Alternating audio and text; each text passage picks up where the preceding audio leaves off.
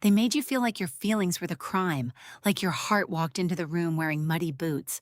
But this first card, the Hermit, tells a very different story. This was never about you being too much. This was about them being terrified of what your truth illuminated. And this is where it gets heavy. The Hermit is standing here as the lantern in the dark, and that lantern is not fortune-telling. It is symbolism. It is the inner room they avoided entering. It is the silence after the argument, the silence after the blame, the silence after they made you question whether loving deeply meant loving wrongly. They may have acted distant, wise, detached, above it all. They may have made you feel like they were the calm one and you were the storm. But the Hermit says their quiet was not peace. It was avoidance wearing a monk's cloak. Now listen, because this part is not random. This person blamed you because your presence forced them inward. Your love became a mirror with candlelight around the edges. Every time you asked for honesty, every time you needed emotional clarity, every time you said, "This hurt me," something inside of them had to face itself, and instead of looking, they pointed at you. They made your sensitivity the villain because their conscience could not survive being the accused. But now the lantern is turning back toward them. Their ego is dying in private places, not dramatically, not with fireworks, more like a locked room filling with smoke. They are starting to realize that the problem was not your need for care, your need for respect, your need for consistency. The problem was their inability to sit with emotional truth without defending themselves, like a wounded king on a paper throne. You may have felt isolated after what happened. You may have replayed conversations wondering whether you said too much, felt too deeply, asked for too much, expected too much. But the Hermit is whispering something powerful through this first section. You were not abandoned because you were wrong. You were left alone because your light exposed a darkness they were not ready to name. If this message is already resonating like this reading, comment "I reclaim my truth" and subscribe to Astral Card Vault to claim this energy. And the next card will show what their pride lost when they tried to win. Now the Chariot comes in, and that word "win" suddenly feels much heavier than it sounded before. Because this person wanted movement. Yes, but they wanted movement on their terms. They wanted to steer the connection, steer the timing, steer the silence, steer how much truth was allowed into the room. They wanted to be the one holding the reins, even when the whole connection was already shaking underneath them. And this is where the pride becomes exposed. The Chariot is not showing me a clean victory. It is showing me someone who drove away from accountability and called it progress. Someone who pushed forward, acted certain, acted controlled, acted like leaving the emotional battlefield meant they had conquered something. But the truth is, they did not conquer the situation. They outran the mirror. They may have won the argument. They may have gotten the last word. They may have stayed silent long enough to make you feel powerless. They may have made you sit there wondering whether you should apologize for having a heart that noticed the cracks. But now that same silence is becoming the road they have to travel alone. And the Hermit's lantern is following them down that road. That is what their ego cannot survive. Because when they look behind them now, they are not seeing someone who was defeated.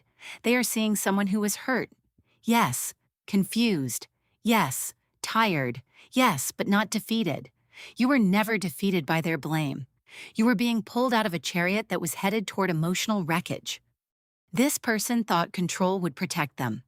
They thought if they kept their face still, kept their voice cold, kept their pride polished, then they could convince themselves that they were the stronger one.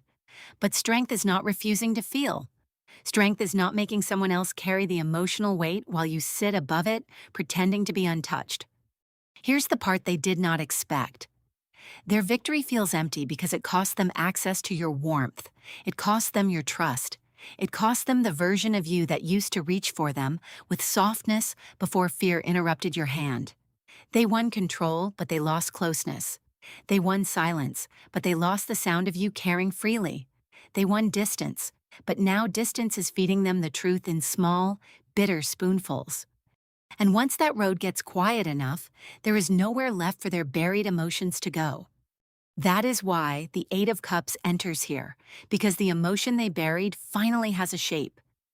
It looks like someone walking away from all these cups, all these feelings, all this emotional evidence, and convincing themselves that distance means they are finally in control.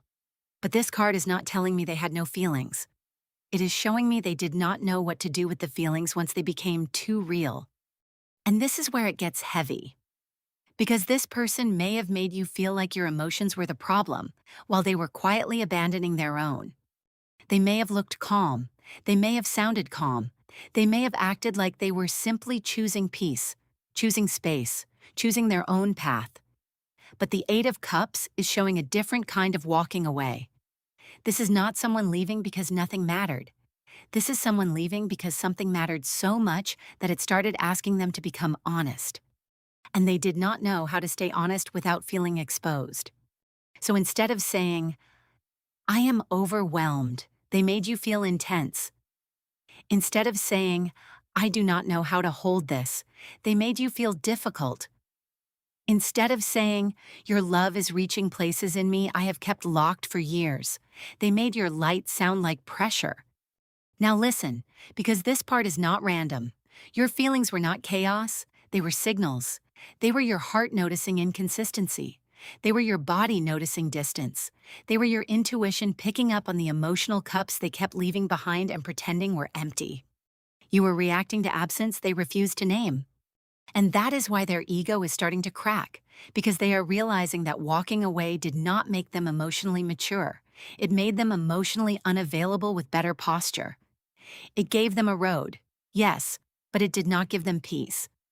It gave them silence, yes, but it did not erase the sound of what they refused to say. This person's calmness was not always maturity. Sometimes it was a locked door. And you kept standing outside that door, not because you were weak, not because you were desperate, but because you could feel there was something behind it. Something unsaid, something aching, something they kept guarding while blaming you for knocking. But even after walking away from the cups, they still carried the thirst. And that is where the next card exposes how their need for control became the real problem all along. Then the Empress appears. And suddenly the story turns toward the love they tried to manage. Because the Empress is your energy in this story. This is the part of you that nurtured, the part of you that kept giving warmth, patience, understanding, softness, even when this person kept making the emotional room colder. And this is where it gets heavy, because they did not just reject your love, they tried to manage it. They wanted your care, but only in the amount that did not challenge them. They wanted your softness, but not your truth. They wanted your presence, but not your needs. They wanted the comfort of being loved by you, without the responsibility of loving you back in a way that felt safe. That is not love. That is consumption with a pretty mask on. The Empress is showing me that you brought life into something that was starting to dry out. You brought emotional color. You brought attention. You brought the kind of care that made this person feel seen, even when they were hiding from themselves. But because they could not control what your love awakened in them, they tried to control the story instead. They may have called their distance boundaries. But boundaries do not punish people for having feelings. Boundaries do not create confusion and then stand back like the confusion appeared by itself.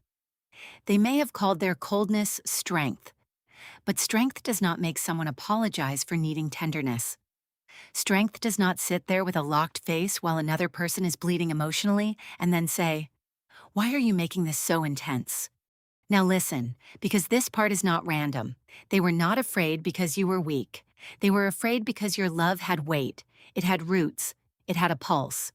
It was not shallow enough for their ego to manipulate without consequences. So they tried to shrink you. They tried to make the Empress feel like too much, too giving, too emotional, too available, too honest. But what they were really saying was, "Your fullness makes my emptiness visible." And now their ego is starting to realize what it tried to dominate was never beneath them. It was sacred ground they did not know how to stand on. They managed the pace. They managed the silence. They managed the blame. They managed the ending. But they could not manage the truth forever. And when the truth starts moving, it does not arrive politely. It comes back through every confusing signal they sent and every reaction they tried to shame. That is why this Eight of Wands feels so sharp, because the chaos did not drift in slowly. It came flying. This is not slow confusion. This is not one small misunderstanding sitting quietly in the corner. This is all the things they sent into your nervous system at once. Mixed signals, sudden distance, sudden warmth, sudden silence, sudden blame. Little arrows of inconsistency flying through the air.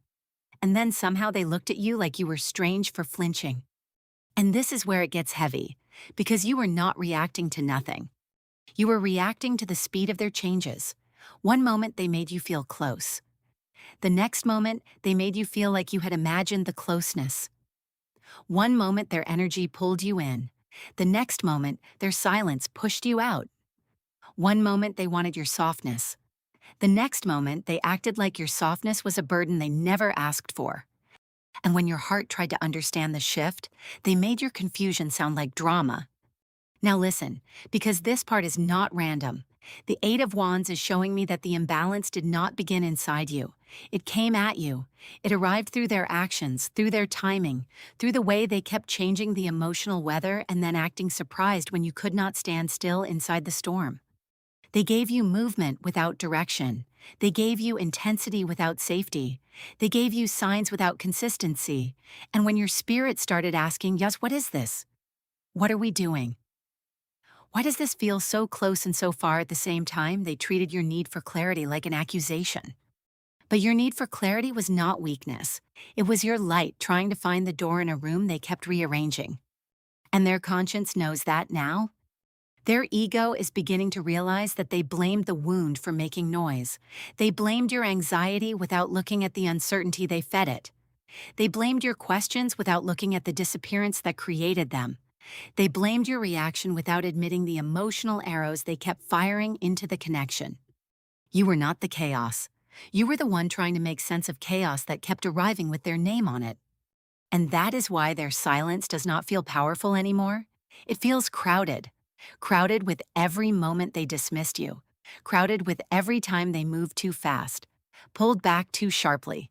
Then acted like you were the problem for feeling the impact. But once the arrows stop flying, something else remains in the room, something heavier than reaction, something they cannot outrun, the truth still standing there. And with this Four of Pentacles here, the truth is not just standing there, it is being held hostage. This card is showing me someone gripping tightly to the version of the story that made them feel safe. Their pride is holding on with both hands, holding the silence, holding the blame. Holding the image of being the reasonable one. Holding the idea that if they never fully admit what they did, then maybe they never have to feel the full weight of it. But this is where it gets heavy, because what they are holding is not peace. It is fear. The Four of Pentacles is not open energy. It is closed, guarded, defensive.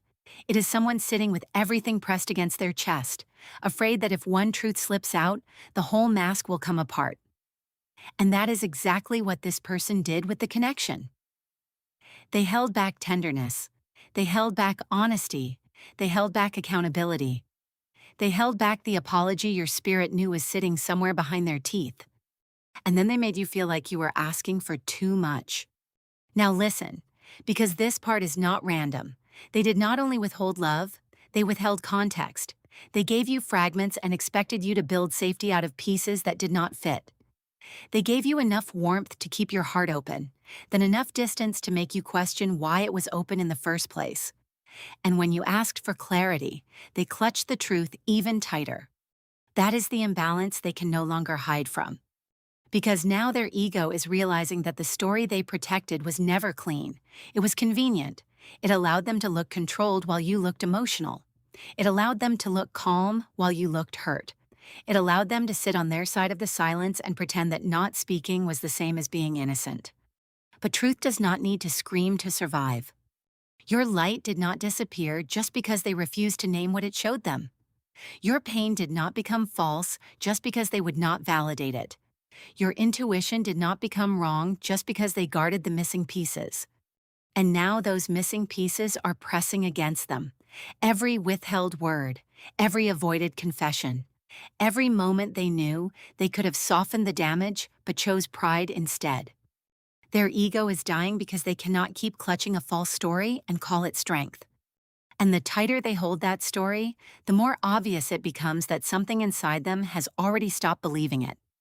So when the Hierophant comes forward, those excuses are not just falling. They are being brought before something higher inside of them. Not higher in a loud way. Not higher in a way that lets them escape into spiritual language and pretend they have grown. This is the inner law, the quiet code, the part of them that knows the difference between protecting peace and avoiding responsibility. And this is where it gets heavy, because this person may have tried to make their behavior sound wise. They may have told themselves they were taking space, they were learning, they were protecting their energy, they were choosing what was best. They may have wrapped their avoidance in words that sounded mature enough to pass through the room unnoticed. But the Hierophant is showing that their own conscience is no longer accepting that explanation. Because space without honesty is not healing. Silence without accountability is not wisdom. Distance that leaves another person bleeding in confusion is not peace. It is unfinished harm sitting in ceremonial clothing. Now listen, because this part is not random. The Hierophant is the card of lessons, but this lesson is not only yours. For a while, you may have thought you were the one being taught to love less, feel less, ask less, need less. You may have thought the lesson was to become colder, quieter, harder to reach. But no, the lesson was never that your heart was wrong. The lesson was that your heart needed to stop kneeling before someone who kept confusing emotional absence with authority. And now they are learning, too. They are learning that your intuition was not too much. It was early truth. It noticed the pattern before their pride was ready to name it. It felt the imbalance before they had the courage to admit it. It saw the gap between their words and their actions. And because you spoke from that place, they made you feel like you were disturbing the peace. But there was no real peace there. Only silence sitting on top of everything unsaid. The fog is lifting now. The excuses are thinning. The image they had of themselves is fair, calm, untouchable, evolved, unbothered. That image is beginning to look different under the lantern. Their ego is being asked one simple question it cannot decorate its way out of if you were so right. Why does the truth feel so heavy? And when that question keeps echoing, it does not stay a lesson forever. It becomes a choice. That is why the Three of Wands arrives at the edge of the story, where distance stops feeling like safety and starts feeling like consequence. This card is showing me someone standing there, looking out at the distance, looking toward what they lost, looking toward the future they thought would feel lighter without the truth following them. But it does not feel lighter. And this is where it gets heavy. Because the Three of Wands is not showing someone who has forgotten you. It is showing someone watching from far away, waiting, measuring, hesitating, wondering whether they still have a place to return to after how they made you feel. They may not be moving yet. They may still be standing behind their pride, pretending they are just observing, just thinking, just giving it time. But underneath that stillness, there is a choice pressing against them. Do they keep watching from a distance, or do they come forward honestly? Now listen, because this part is not random. This person may be realizing that missing you is not enough. Looking back is not enough. Feeling regret in private is not enough. They cannot stand on the shore of this connection forever, staring at the emotional damage like it belongs to the horizon and not to their own hands. Their ego wants distance because distance lets them imagine a version of accountability that never has to speak. Distance lets them think, maybe time will soften it, maybe they will forget, maybe I can return one day without naming what happened. But your light is not asking for a vague return. Your truth is not asking for someone to drift back because the silence finally became uncomfortable. And that is what their ego is dying inside of. Because love now requires movement with meaning. Not movement that rushes past the wound. Not movement that arrives with casual words and a nervous smile. Not movement that tries to pretend the old story can be picked up without repairing the pages they tore. The Three of Wands is showing the space between wanting and doing. Between regret and responsibility. Between staring at the path and actually walking it with humility. And maybe they are wondering whether you are still there. But the deeper question is whether they are finally willing to arrive differently. Because while they have been standing there, trying to decide if their ego is worth losing your light, something inside you has already been changing. And with death here, your power is not returning gently. It is returning through an ending. And this is where it gets heavy, because this card is not speaking about physical death, it is speaking about the death of the version of you that kept trying to survive inside someone else's confusion. The version of you that kept explaining, kept softening the message, kept wondering how to say the truth in a way that would not make them run, kept shrinking your light so their shadows would not feel accused. That version of you is being laid down now. Not because you stopped caring, not because the connection meant nothing, not because your heart suddenly became stone, but because something inside of you finally understood that love cannot require self-erasure and still call itself sacred. Now listen, because this part is not random. Death is showing the transformation that happens after you have been blamed long enough to almost believe the blame. After you have sat in silence long enough to hear your own spirit say, "No more." After you have cried, questioned, waited, hoped, and then slowly realized that the person who made you feel like the problem was surviving on the fact that you kept doubting yourself. But now that doubt is dying, and their ego can feel it. They can feel that your energy is not reaching the same way. They can feel that your warmth is no longer waiting outside their locked door with tired hands. They can feel that your light has turned inward, not as punishment, but as resurrection. And that is what shakes them, because the same love they criticized is the love they now feel missing from the room. You are not becoming colder. You are becoming clearer. There is a difference. You are not losing your softness. You are learning where it belongs. You are not abandoning your heart. You are refusing to leave it in the hands of someone who kept treating tenderness like something they could mishandle without consequence. And maybe this is the first time you can say it without trembling, "I reclaim my truth." Because death is not only what ends, it is what finally stops pretending the old pattern can carry new love. It is the closing of the door that kept letting blame walk in wearing familiar shoes. It is the quiet burial of every apology you gave just to keep someone from facing themselves. And after that ending, the final card does not ask whether they miss you. It asks what they will choose when every illusion is sitting in front of them, dressed up like an excuse. And with this Seven of Cups here, the ending becomes less about sudden movement and more about discernment. Because this card is showing options, images, fantasies, versions of the truth floating in front of them. One cup holds nostalgia. One cup holds pride. One cup holds the apology they know they owe. One cup holds the temptation to come back casual, like nothing happened. One cup holds excuses. One cup holds fear. And somewhere in all of that, there is the one thing they have been avoiding the whole time: accountability. And this is where it gets heavy, because they may feel pulled toward you, they may miss your light, they may miss the way you cared, the way you listened, the way you made them feel seen without demanding they perform. But missing you does not mean they are ready to meet you correctly. Desire is not accountability. Regret is not repair. A soft message is not automatically a transformation. Now listen, because this part is not random. The Seven of Cups is showing that their ego may still try to choose the easiest cup, the cup where they say just enough to reopen your heart, but not enough to own what they broke. The cup where they sound emotional for a moment, but still avoid the sentence your spirit needs to hear. The cup where they return with charm, memory, longing, maybe even softness, but no real responsibility. That is the illusion this card is warning against, not as fortune-telling, but as a mirror. Because confusion can look like possibility when your heart is tired. A half apology can look like healing when you have waited too long to be understood. Nostalgia can look like love when it arrives carrying the smell of something familiar. But your light is wiser now. You are not standing there with empty hands, ready to drink whatever they offer just because it looks like love from a distance.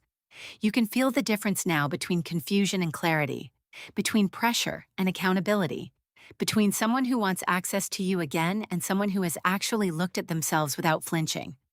Their ego is dying because truth is faster than their excuses now. The fog may still be there, but it is thinner. The silence may still exist, but it is not protecting them the way it used to.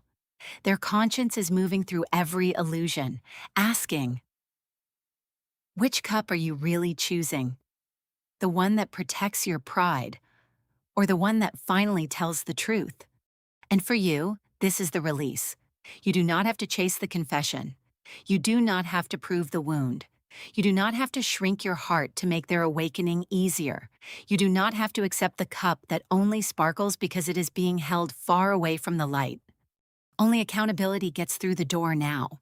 So if this reading resonated, like this video, comment "I reclaim my truth" and subscribe to Astral Card Vault to claim this energy. Your love was never the problem. Their inability to hold it was.